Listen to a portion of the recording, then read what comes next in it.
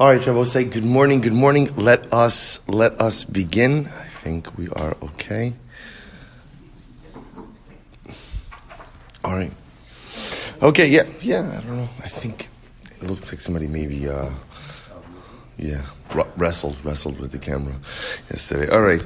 Let's say good. Let us begin by thanking all of our sponsors. Thank our Talmud Torah sponsors for the month of Menachem, Benjamin, and Elys Wohl from the Tanya Eretz Yisrael for dedicating all the Shir and Drushos this month in honor of Moishe, Abramson, and Jeremy Lasson, who make the Shiurim available to all of those outside of our physical Bais Midrash. To thank Jack Bennett for dedicating all the Shir and Drushos this month in memory of Sergeant Nicholai Rappaport of the Givati Brigade, who died in a Hezbullah ambush in southern Lebanon in February 1998. To thank our Week of Learning sponsors, Larry and Lara Franks in the zechus refuah sheleima for Chaya Mira, Sora and Sara Bas Elisha, Yanky Aliza Statman in the zechus refuah sheleima for Chaya Rivka Bas Nicholai.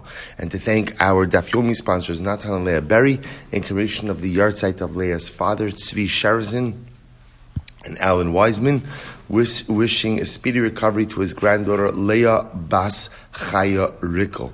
We also, of course, extend our refuah sheleima to our chaver Dr. Ron Gartenhouse, Ruvain Baruch Ben Esther. We hope that all of these cholim have a refuah together with Kol Cholei Yisrael. So with that, let us begin. Today's daf is daf Pei 80. We are picking up in Eretz Hashem on Ayin Testament Bais 79b. And we are picking up in Eretz Hashem at the bottom Mishnah. Kasav l'shem malchus she'ena hogenes. Very interesting sugya today. So we'll say, sir, remember again, we actually spoke about a little while ago the concept of zman, the concept of a date in a get. So now the Gemara, the Mishnah discusses about what dating system are you using? So Bepashtos, you're using the dating system of the place where you're living. So the Mishnah says, let's say you go ahead and you date the get in accordance with an unworthy monarchy. We'll discuss what unworthy monarchy means. L'shum malchus madai, or what happens if you date it according to the Median Empire. Now, again, I will say that malchus no longer exists. Or l'shum malchus yavan, or the Greek Empire, which also no longer exists. Lebinyan abayis. Let's say you date it in accordance with the Bais Hamikdash, which unfortunately does not yet stand, l'chorban habayis, or you date it in accordance with the number of years since the destruction of the Bais Hamikdash. So I'll say, so these are all examples of dating the get, not in accordance with the monarchy in which you are presently situated. Or, let's say you were in the east and you wrote in the get that you were in the west. The Ma'ariv V'Chasam Mizrach, you were in the west, you wrote that you were in the east. Teitzim mizeh u'mizeh. U'tzricha get mizeh u'mizeh. So we'll say, this get is invalid. This get is invalid. And I will say, the way the Mishnah highlights the invalidity of this get is, if she were to use this get to get remarried, so we'll say, what will be the halacha? She would have to leave husband number 2 and would not be permitted to remain married to husband number 1. Now, she'd have to leave husband number 2 because that's effectively adultery. She'd have to leave husband number 1 because she's committed adultery. Now, granted, again, she has not intentionally committed adultery, but Allah said de facto adultery is still adultery. Ve'ein la lo ksuva, and she will say she is not entitled to a ksuva, v'lo peiros, v'lo mazoros, so she's not entitled, ultimately, again, the Mishnah says, to peiros, to any of the benefits of fortitude through the ksuva. V'lo mazonos, she's not entitled to support. V'lo belos, also we saw this, in our ksuva states, represents again as the husband gets rights to use her property over the course of marriage. Anything that's left over from those properties, belos, goes back to the woman upon death or divorce. She loses belos, lo alzeh, v'lo alzeh. She has no claim for any of these things, either on husband number 1 or on husband number 2. Furthermore, in natla, mizeh u'mizeh, if she took any of these things from husband number 1 or husband number 2, tachzir. Ultimately, she has to give it back. V'havlad mamzer mizeh u'mizeh. I will say the offspring from either one of these marriages will be a mamzer. Now, what that means is like this. The offspring from husband number 2, I understand, right? Because since she was never divorced from husband number 1, therefore, again, the quote-unquote marriage with husband number 2 wasn't a marriage. Halachically, it's adultery. The result of adulterous union is a mamzer. Why is the offspring from husband number one a mamzer? Rashi points out over here, midrabanon. Midrabanon. There's a concept of mamzerus midrabanon. Okay. V'lo al zeh, v'lo zeh v'zeh mitamin. So we'll say furthermore here, Rashi says over here, yeah, okay, fine. So we'll say, good. V'lo zeh mitamin. We'll say if husband number one and husband number two are kohanim, and now we'll call her Rachel. Rachel dies. Neither of them have the right to become tummy for her. Neither husband number one or husband number two ultimately again are entitled to her earnings. Neither have the ability to annul her vows. So we'll say, so what's happening over here? So we'll say essentially what's happening over here is this is a case the book is being thrown at everyone. That's what's happening over here. Chazal need to make sure that Gittin are done in the right way. If a get is not done correctly, then chas v'shalom, what can end up happening is mamzerus.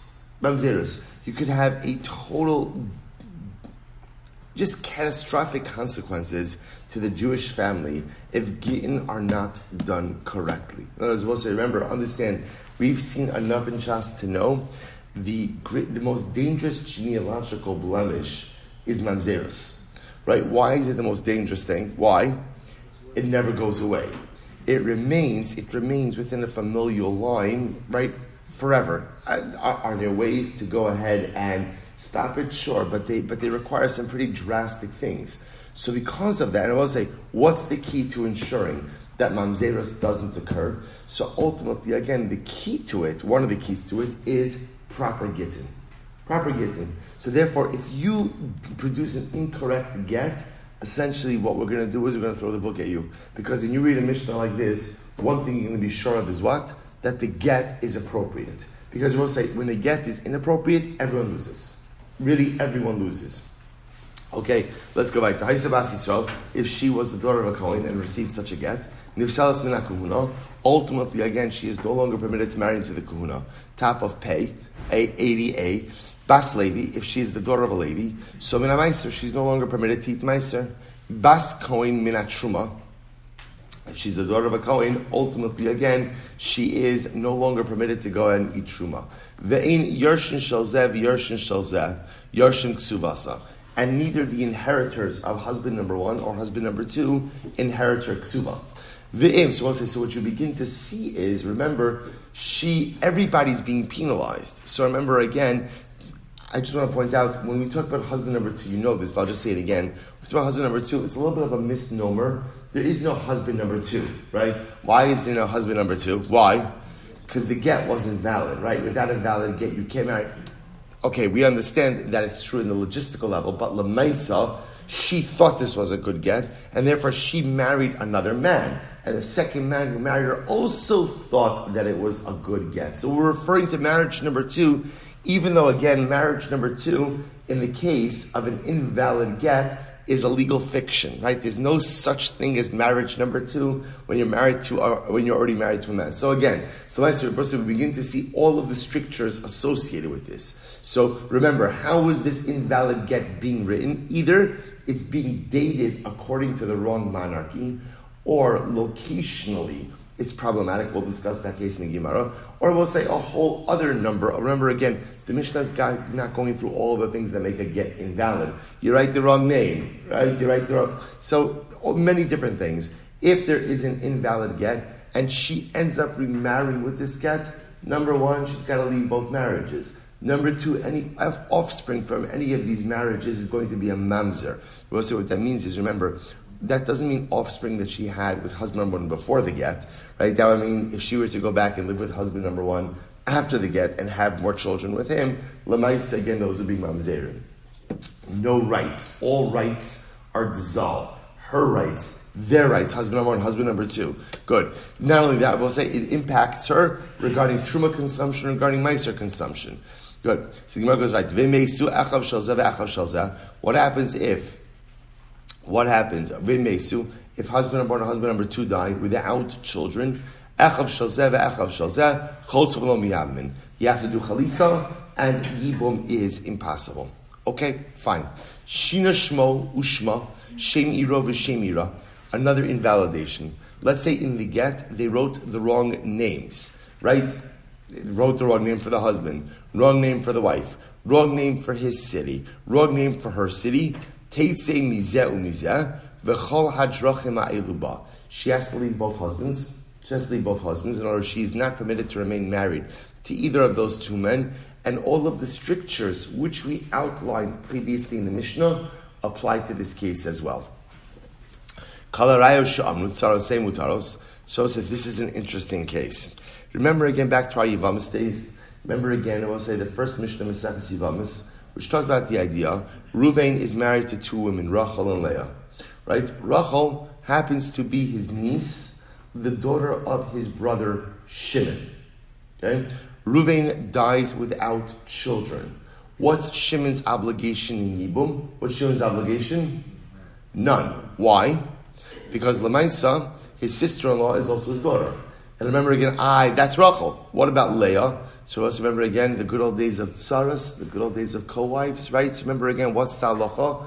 If a woman is a co-wife of an erva, that just like the erva is petura, just like the erva is exempt from yibum, so the co-wife is exempt from yibum as well. So in this case over here, because Rachel is exempt from yibum because she is the yavam's daughter, so therefore again the co-wife Leah is also going to be exempt from yibum. So watch this case.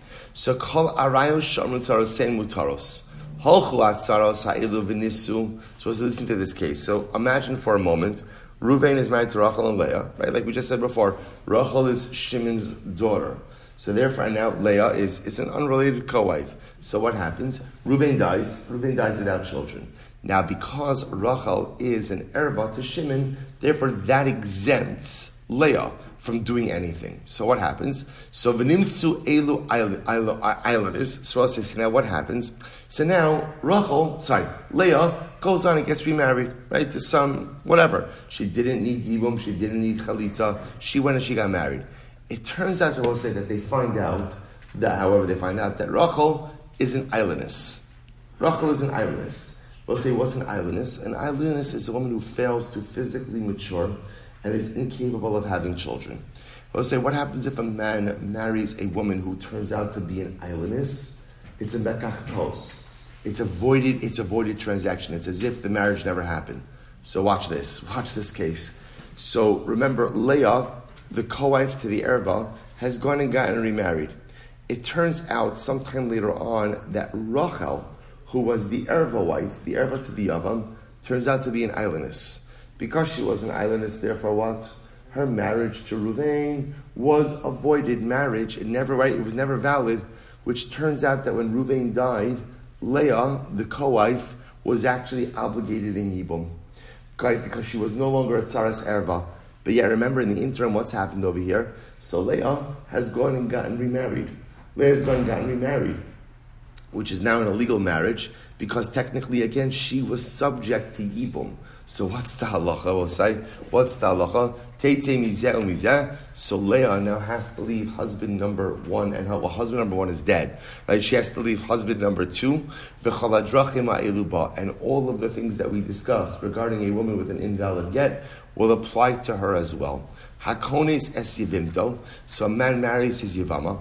V'holchot sarasa v'nises la'achar. Now, say this is a different kind of case. Imagine, so same thing, Reuven is married to Rachel and Leah, but let's say in this case we have no tsaras erva. We have no erva cases. So Reuven dies, Shimon does yibum with Rachel.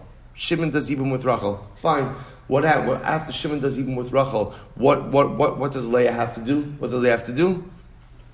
Whatever she wants, right? So Leah decides to get remarried also. She gets remarried. And what happens? So Leah marries someone else. And now it turns out to say that's what? That Shimon did yibum with Rachel. Rachel turns out to be an islandess.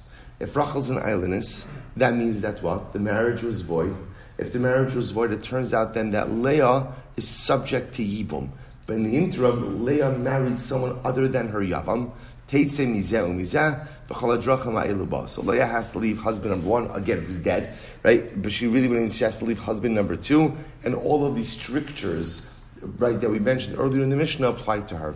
Kasav sofer get leish. Okay, so we'll say, so good. That marks the end of the Mishnah's cases of dramatic penalties for people. See, we'll say it's actually two different cases, because the first part of the Mishnah spoke about a woman who remarried with an invalid get. Second part of the Mishnah, interestingly enough, the woman in question didn't do anything wrong. She didn't do anything wrong. In other words, she operated in good faith, thinking that her co-wife was either not invalid for Yibum. What's the word? Ineligible for Yibum. Therefore, again, that freed her and she did her own thing. Or in case number two, her co-wife actually did Yibum. It just turns out that in all of these cases, the wife who was either ineligible or who actually did Yibum was an islandess. Because she was an islandess, essentially her marriage was void. She was removed from the picture. So the woman who got remarried was actually subject to Yibum. So in these cases, again, it's just new circumstances that came about. But the reality still is the same, that she was subject to Yibum and illegally married. Okay, now third construct. Kasa is actually very interesting. Kasa sofer get leish v'shover leisha. Well, say, look at this case. Imagine for a moment you have a sofer, right? Reuven's married to Rachel, and Reuven's just back to good old one husband, one wife, right?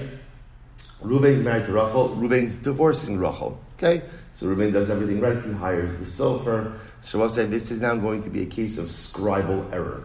What's the error? So kasav sofer get leish v'shover leisha. So this sofer, what did he do? Right, he wrote a get for the husband, right, to give to the husband, and a shover, a receipt for the wife. Now I will say, what's the receipt? Remember, upon divorce, wife gets paid her ksuva. So I will say, now remember, how does husband ensure that halacha l'maisa, the wife doesn't go ahead and the wife doesn't try to collect her ksuva again? They take back the ksuva document, tear it up, right, and she gets a receipt for payment. Shabbos says, so in this case over here, Reuven ordered the divorce package, right? So the package comes with one get and one shover, right? That's the package. Right? So I'll say, so now what happens? So fine. So what occurred? V'nasan get liisha v'shover leish. Now we'll say, the sofer gave the wrong documents to the wrong people. So he gave the get to the woman and the receipt to the husband. I will say, so remember, everybody gets their document. So what happens? So v'naslu zelazes. Now everybody gets their document. I will say, this is why it's important to read the paperwork. Neither of them read the paperwork. Instead, what happened?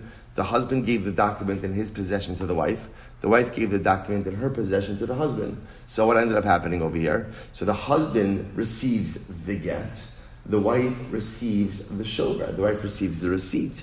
So la'achar zman, so we'll say sometime later on, I don't know, they're feeling nostalgic. They decide to go ahead. So remember again, both of them received this rolled up document, or whatever, a document in a folder. Neither of them read what they got.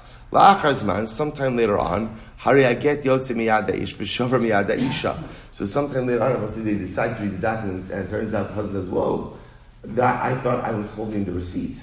Which showed that I paid the ksuva. It turns out I have the get.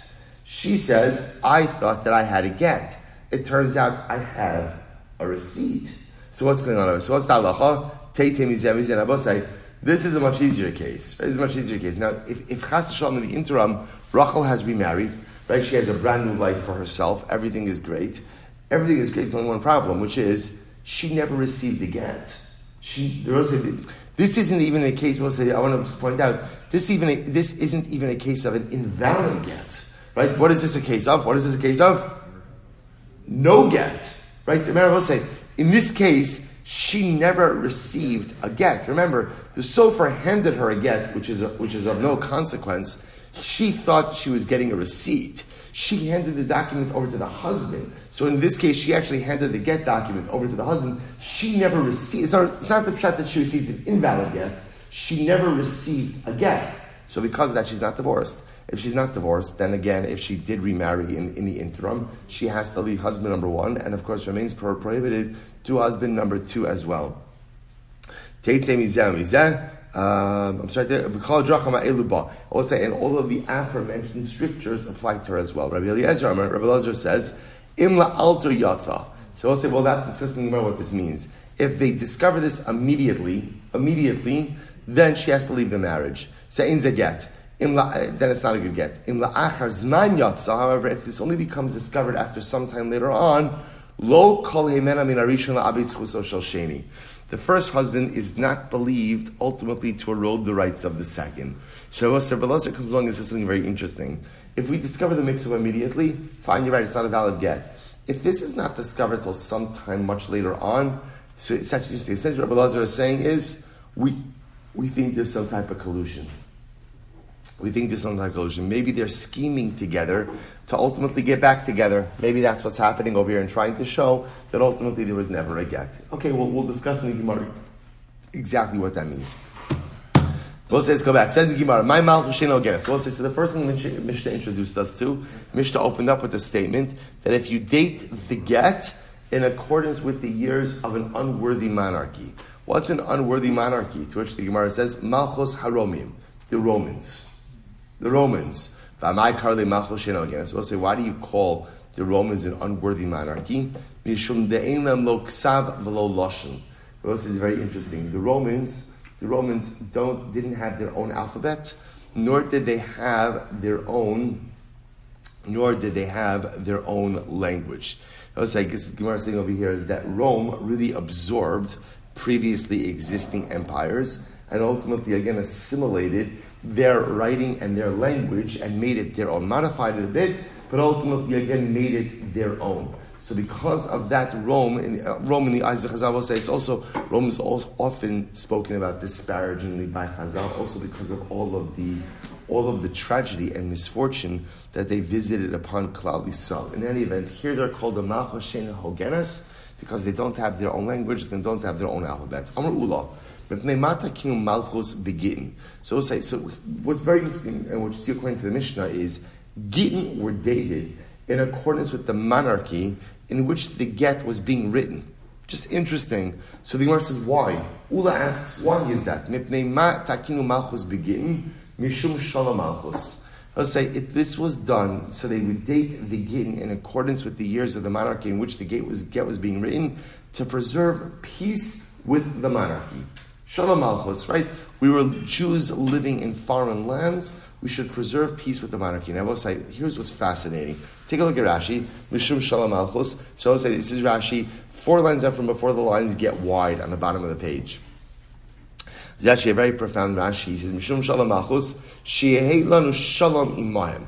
Ultimately, we should have shalom with the monarchy in which we are living. Sheyomru chashuvim anu be'enehem shekosim shtaroseihem b'shmeinu.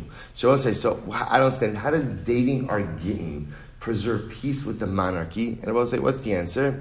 That the monarch will see, oh look, the Jews are dating their important marriage documents in accordance with our monarch, in accordance with our dating system, and therefore what? And therefore we are chashuvim be'enehem. We are ultimately important in their eyes. Important in their eyes. I will say, you see from here an incredibly profound strategy for creating shalom. We'll say, how do you create shalom? And you could apply this in anything. Maybe the best place to apply this is in shalom bayis. Oh, sorry, isn't that the $1 million question? How does a person create shalom bayis? How does a person create marital harmony? So we'll say the answer is in Rashi, Gittin, Pamad Aleph. How do you create shalom? By making someone else feel important. That's shalom. If someone else feels that you're machshav them, if someone else feels that they are important in your eyes, you'll say, what's at the core of most marital conflict? What's at the core of most of it? Is one spouse feeling unimportant in the eyes of the other. You don't care enough about me, right? I'm not the center of your universe. You don't put me first. You don't care about me.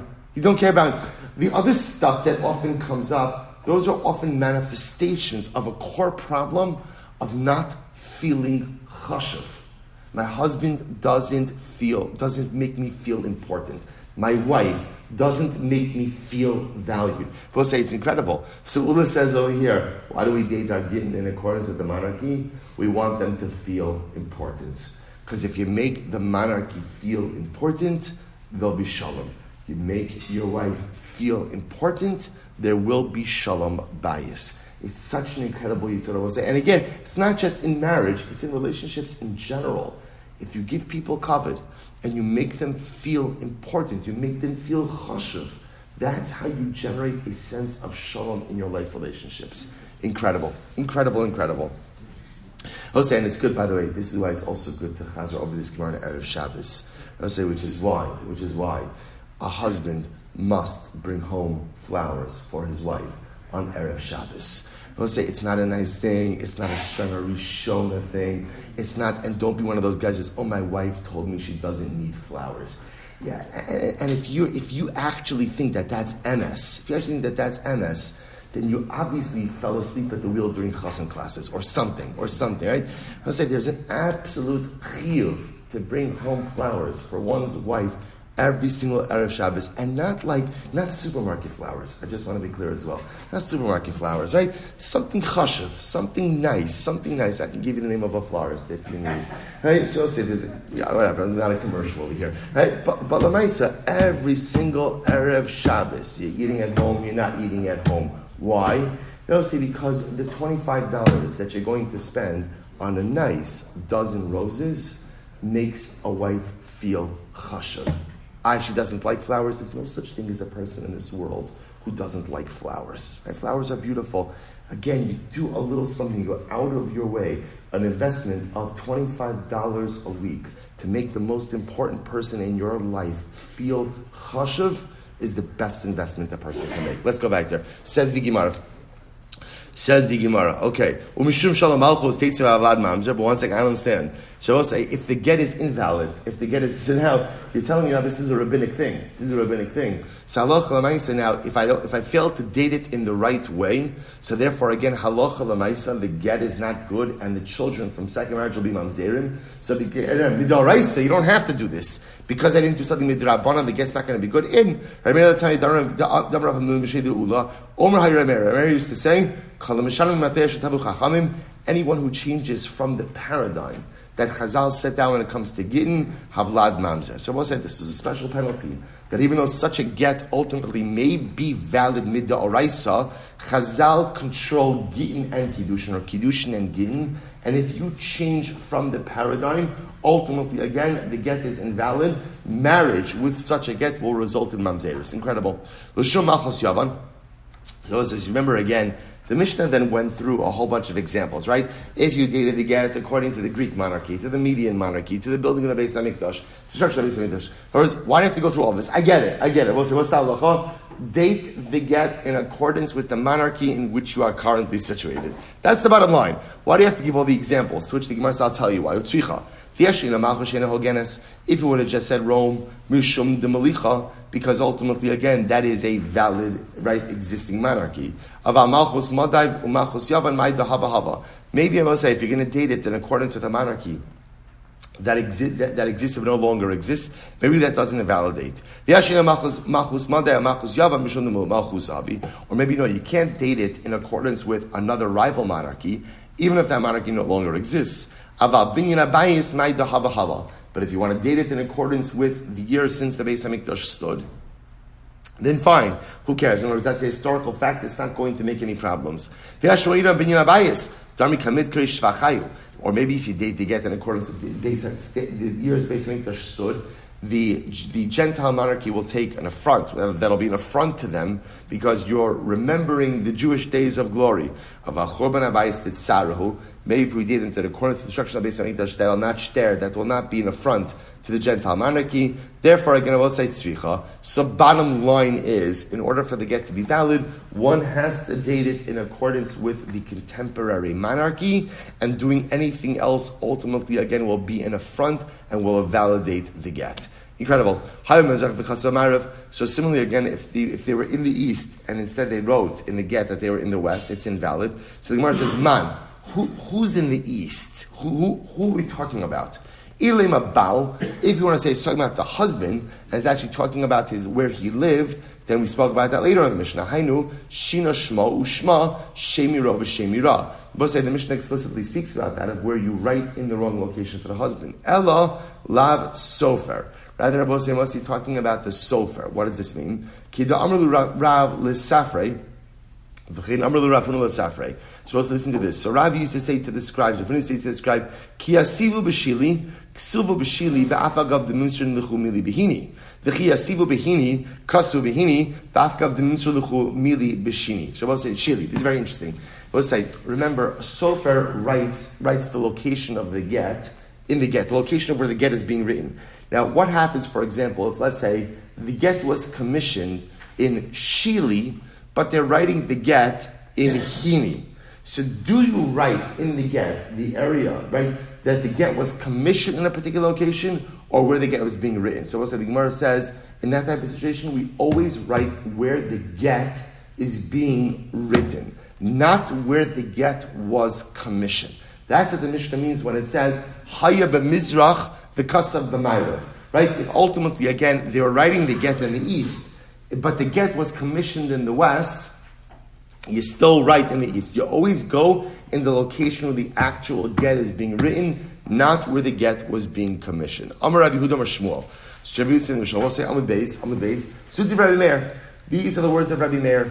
Ava say, what are the words of Rabbi Meir? Rabbi Meir is the author of the Mishnah. Rabbi again, remember, we have a general concept of Stam Mishnah, Rabbi Meir. Right? Generally, again, just an unauthored Mishnah is often the view of Rabbi Meir. So Rabbi Meir is the one who says that Allah Chalamaisa, if you go ahead and you date a get in accordance with another monarchy, different monarchy, the get is invalid.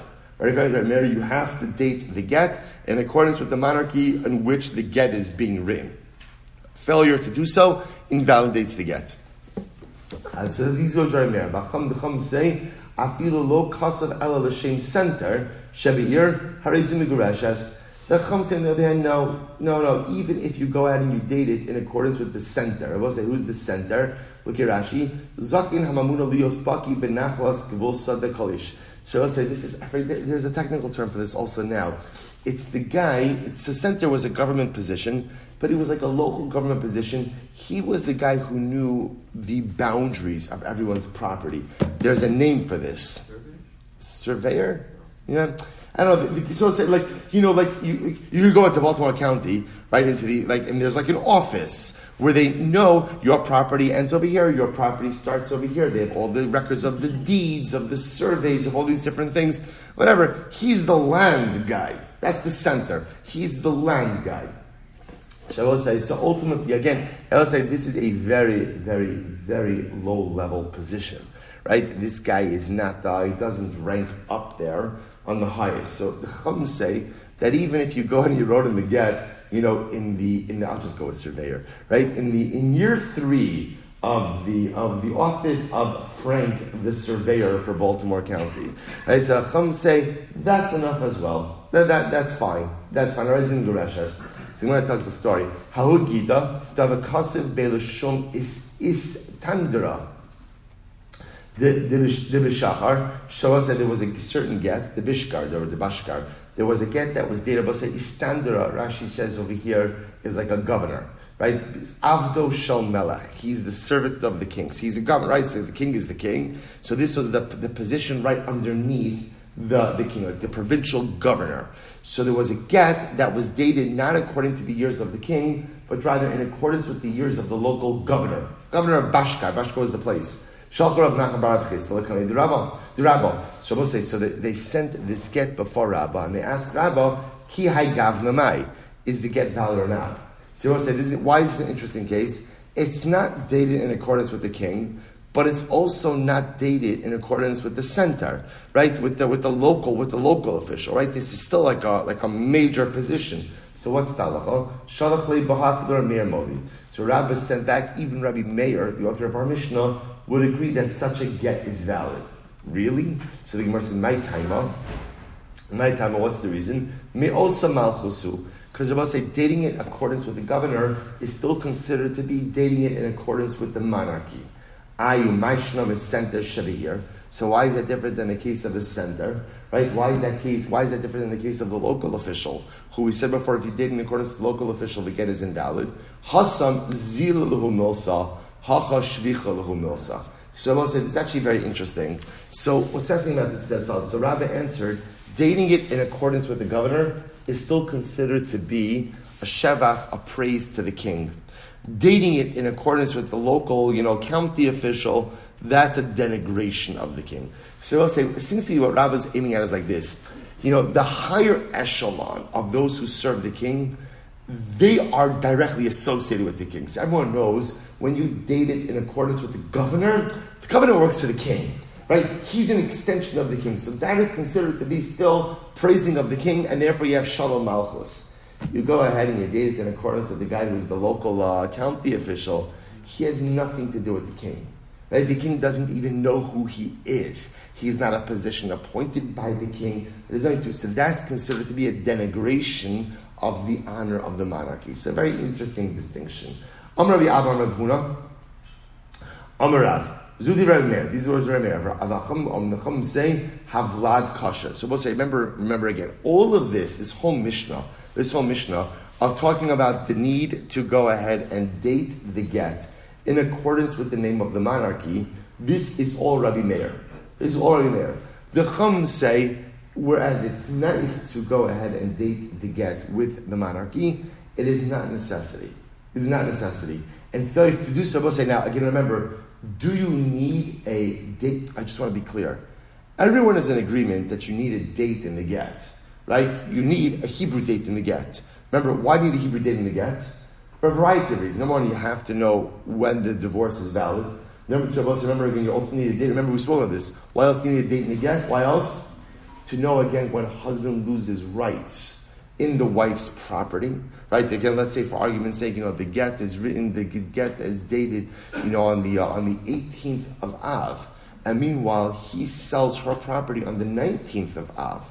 So again, you have to know he no longer had rights to do so. So we're talking about, so that's the Iker date. That's called Zman. That's called Zman begin. We're talking about now an additional layer of dating, which has to do with including. So you can imagine it would be, it's the 19th, the 18th of Av, in the 5th year of the reign, of King X. That's what we're talking about over here. Shemir says that additional layer of dating is necessary in order for Shalom Malchus. Chacham say, you don't need it. You don't need it. And if you already get it, and again, we'll say, Rabbi Meir says you need that to the point that failure to include it, actually goes ahead and invalidates the get and triggers all of these terrible things that the Mishnah highlights over here. So now the Gemara says, the Chum say, no, it's nice to add in that layer of dating, but if you don't have it, the get is totally valid. And were she to remarry with this get, ultimately, again, Havlad Kasher. Now, I just want to point out how dramatic this is. According to Rabbi Meir, if you don't include the name of the reigning monarch, and she gets remarried, and she has kids, Rabbi Meir will say, kids are mamzerim, marriage number 2 is illegal, marriage number 1, she can't go back because it was adultery, and all of the other things listed in the Mishnah. Chum will say, totally fine. So it's one of these very dramatic machloksim. Get is totally fine. Umod dechol Rabbi Meir, and the Chum, however, do agree with Rabbi Meir, Shimshina Shma Ushma, Shemira V'Shemira, Shavlad Mamzer. So obviously, just to be clear, the Chachamim aren't disagreeing with Rabbi Meir in the entire Mishnah. They also agree. If you wrote the wrong name of the husband, wrong name of the wife, wrong location, right? Wrong home of husband. In other words, if you messed up critical, right, party-specific information, even the Chachamim agree that such a get is invalid. Chachamim are only disagreeing on the first part of the Mishnah, which had to do with the dating of the get in accordance with the local monarch. Amar Rashi, Af Anan Namitin. We also learn this. Shina Shma Ushma, Shemira V'Shemira. If you made a mistake and you changed his name or her name, the name of his city, the name of her city, Teitze Mizah Mizah. In that case, again, and she remarried with this get, the get is invalid. She has to leave husband number 1 and husband number 2. And ultimately, again, all of the terrible things that we outlined in the Mishnah will apply to this case. So the Gemara says, Man Katanila, who is the author of this statement? Ilim Rabbi Meir. So if it's Rabbi Meir, Arvinu v'Lisninu, just write everything together. Ala Shmamina Rabbanon. Rather, see from here, it's the Rabbanon, Shmamina. See indeed, Rabbi say this is the case. Well, it's a very important idea. The only case in which there is machlokes is whether or not, if you failed to date the get in accordance with the local monarchy, and she got remarried with such a get, what's the status? Rabbi Meir will say, Teitsei v'havlad mamzer. The get is invalid, and therefore any subsequent remarriage, illegal, adulterous in nature, children are mamzer. The Chachamim will say, that get is totally fine. Again, should you date, I will say, it doesn't seem the Chachamim are disagreeing with the fact that it's ideal to date it in accordance with local monarchy, are just saying you're not chayiv to do so. Failure to do so doesn't invalidate the get. But in terms of everything else in the Mishnah, if you go ahead and you mess up certain husband-wife specific information, the names, the locations, even the Chum would agree the get is invalid, and were she to remarry with such a get, Teitzei V'Abba Mamzer. Incredible. Let's go back there. Says the Gemara, Kal Raisham. So let's remember again, the next case in the Mishnah, the next case, very quickly, was the case of Arayos. Good. We'll say this was the case, remember again, very quickly. Reuven was married to Rachel and Leah. Rachel is his niece, also happens to be his brother's daughter. Not also happens to be, it's his niece, his brother's daughter. Reuven dies without children. Then I will say what happens. So remember, now, Rachel and Leah fall to Yibum, to Shimon. What's Talacha al Yibum? What's Talacha? No Yibum. Why? Because remember, Rachel is an erva to Shimon. She's his daughter. Because she is ineligible for Yibum, she exempts her co-wife as well. Remember again, then what happens? Fine, no problem. So now, Leah, the co-wife, gets remarried. It turns out, I will say, that's what? It's discovered Rachel was an islandess. Because Rachel was an islandess, therefore the marriage to Reuven was void from the beginning. If that's the case, then Leah was the only wife, in which case she was obligated in Yibum, and now she went and she married someone else. So the Mishnah said again, Teitzei Mizeh, everything we spelled out before. Says the Gemara, it's interesting, Nisu in Zinu Lo. It's interesting to say that the Mishnah only spoke about if Leah got remarried. Didn't say anything ultimately again if she was just Mizana. We'll say, so let's say Leah didn't get remarried. She was just, enjoying the single life, we'll call it, right? In other words, she was just, whatever. She was acting immorally. So I'll say, so Lamaisa, now the Mishnah says, if she got remarried, she would no longer be permitted to do Yibum with Shimon. So the Gemara refers to that. It sounds like only if she got remarried. If Halacha Lamaisa, she was just Mizana. What happens if she was just acted immorally? Sounds like she would be able to do Yibum. Look at Rashi. Zinu Lo, quickly Rashi says, so Ina Asura Lehisyabed, the Nisu Chamar, Shem Yomru Chalatz Labenises Vechazulakonsa. So I'll say, so maybe it's only in a case where Leah actually married someone else that she would be prohibited to do Yibum. But Lamaisa, if she didn't marry someone else, even if she acted immorally, Lamaisa, she would be permitted to do Yibum. To which the Gemara says, this would refute the position of Hamnuna. What does Hamnuna say? Dem Rav Hamnuna, Shomeres Yavam Shezinsa Asurali Yavama. Hamnuna says that I will say a woman waiting for Yibum, who ultimately acted in an immoral fashion with another man, becomes prohibited to the Yavam. To which the Gemara says, Lo Nisu V'huadimazim. No, it's not true. Leah is going to be prohibited to do Yibum with Shimon, whether she got remarried to someone else or she just engaged in immoral behavior. So the Gemara says, "V'haydi tani nisu." So why does it say ultimately again that she got remarried? Lishna ma'al yenakad. It's just using a nicer lashon. That's all. It's just using a nicer lashon. But I will say essentially, if she engaged in any physical relationship with another man, be it in the context of marriage or in the context of immorality, that would preclude her from going ahead and doing Yibum. V'gedami, others say, Nisu v'uadin l'zinu. The halacha is not explicitly, if she remarried, but even if she was mizana.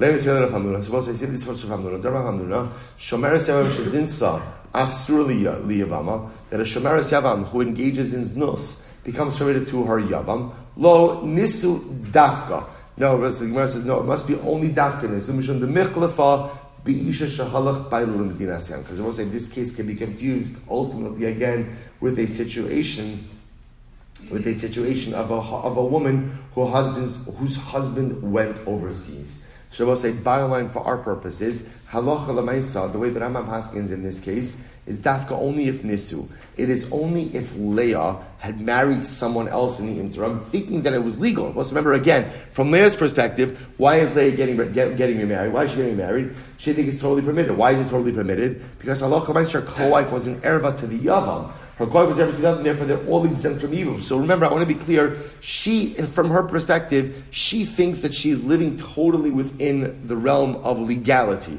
which in her defense, she has no reason not to think that. So Dafka says, now it turns out that remember, Rachel is an islandess, therefore Leah is subject to Yibum, so that's going to be the halacha. So if Leah just engaged in znus, not minimizing it, but just engaged in znus, so when it turns out that Rachel was really an islandess, Leah would be subject to Yibum, and she could do Yibum with Shimon. If, however, she remarried in the interim, that ultimately, again, would preclude her from doing Yibum with Shimon. Incredible. Hakoni says Yivimto. Shabbos said the next case over here, let's just say it outside, then we'll have to stop. So remember again, the case of Hakoni says Yivimto was the next case in the Mishnah. Shabbos says, so this was the case of, again, Reuven married to Rachel and Leah, right? No tsaras in this case, right? I should say no ervas in this case. So remember again, Reuven was married to Rachel and to Leah. So what happens? Reuven dies without children. Shimon does Yibum with Rachel. Once Shimon does Yibum with Rachel, what's Leah's status? What's her status? She can get remarried, right? Because after all, a co-wife did Yibum. Well, it turns out that a little time later on, Rachel is an islandess. For Rachel is an islandess, marriage to Reuven was void.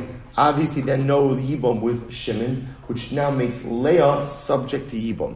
In the interim, however, again, Leah has remarried. So ultimately, I will say, what's the halacha? Teitze mizeh umizeh. So I will say, it appears to be a repetitive case. We'll have to stop over here for today. The Gemara will pick up tomorrow with explaining what's the chiddush in case number 2. Osai, shkoyach.